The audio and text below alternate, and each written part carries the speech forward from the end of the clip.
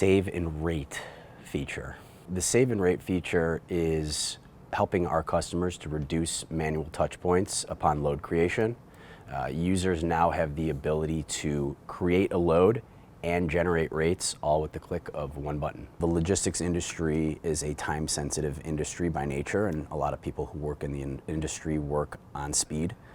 And so what this save and rate feature is doing is allowing them to navigate their daily workflows and operational tasks much quicker and helping them to provide better service for their customer. This was actually a request from a handful of our customers who have really detailed the need for reducing those manual touch points, as I was saying earlier, and just creating a faster system for their operations users. I think for now this is a great enhancement, and like I was saying, it's providing a faster workflow for our users. The Revenova product team really prioritizes customer requests and iterating on the product based on the needs of what our customers are asking for. And so future state, is there an opportunity to iterate on it? Possibly, but we'll continue to deliver for our customers.